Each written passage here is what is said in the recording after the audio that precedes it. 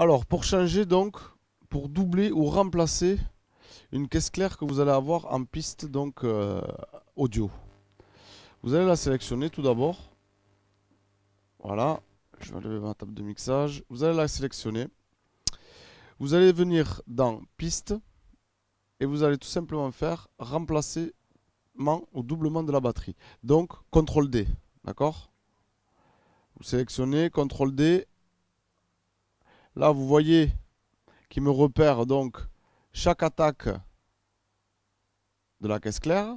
Donc on conserve bien le jeu du batteur. D'accord?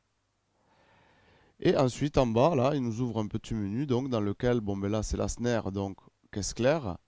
On va venir choisir soit de la doubler,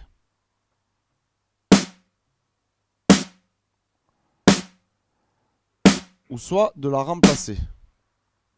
Alors il vous a directement ouvert à côté, vous voyez, vos dossiers avec vos caisses claires. Vous pouvez bien évidemment venir changer de dossier et aller en chercher si vous en avez des particulières dans un dossier que vous aurez nommé caisse claire. Vous pouvez aller chercher les vôtres. Là, il vous propose donc celle intégrée. Et vous voyez, je viens comme ça changer de caisse.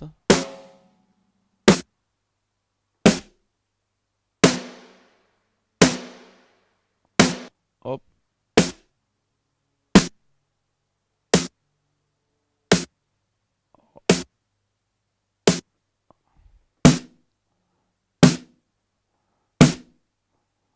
Allez, par exemple, celle-là.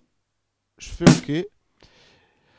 Alors, quand vous choisissez de remplacer, pas de doubler, il vous mute la piste originale si vous voulez. Vous la donc remplacez réellement.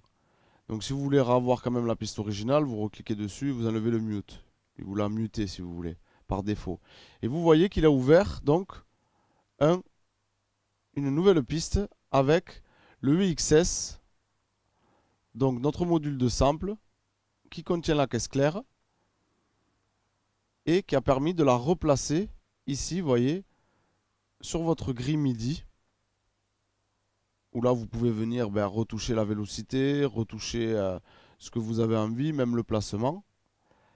Mais à l'origine, là, il est resté sur le placement du jeu du batteur. Donc vous avez remplacé la caisse claire. Donc même action pour une grosse caisse. On viendra choisir la grosse caisse. On ira dans piste ou CTRL D. D'accord? Hop, il vous ouvrira, vous allez avoir le petit menu. Vous choisirez donc la grosse caisse que vous voulez attribuer. Ou tout simplement doubler l'original. Et vous aurez automatiquement en dessous une nouvelle piste EXS qui va s'ouvrir avec le fichier MIDI à l'intérieur et le placement de vos grosses caisses. Voilà.